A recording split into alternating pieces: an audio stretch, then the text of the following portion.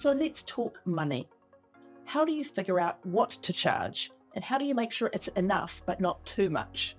Here we're going to dive into pricing strategies, revenue streams, and understanding your costs so that you can run a business that's sustainable and profitable. So let's start with the basics. Costs. So what does it cost you to deliver your product or service? This is that bottom left box in your lead canvas.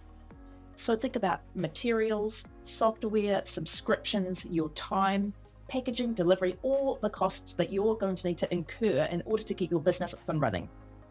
And then we've got revenue. How are you making money? This is that bottom right box in your lean canvas. You might be charging one-off sales, maybe subscriptions, memberships, maybe there's some referral incomes. Think about all of the different ways that money will be coming in. And then we've got your profit, which is simply your revenue minus the costs.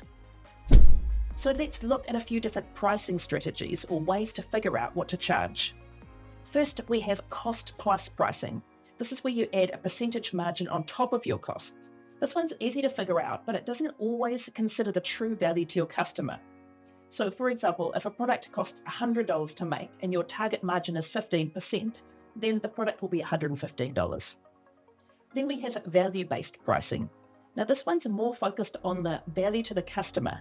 Find out what the customer is willing to pay and make sure it's higher than the cost to produce your thing, and you set your price somewhere in between. Then we have competitive pricing. This is where you set your prices based on what competitors are charging for comparable products. Economy pricing involves setting the lowest prices amongst your competitors in order to attract bargain buyers. This specifically attracts people who will consciously sacrifice quality in exchange for a cheaper price. Penetration pricing is where, as a new business, you find that you need to set your prices toward the lower end of the spectrum to start with, and then raise the price once the business or the product is more established.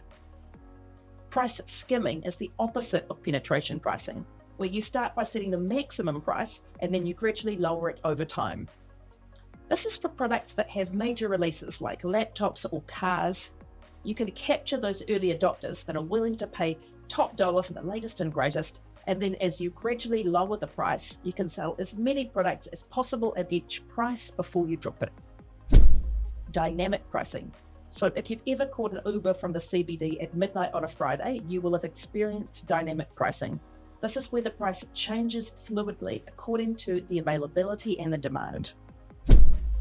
So when you consider how to price your product or service, ask yourself, what are people already paying for similar things? What feels fair and sustainable?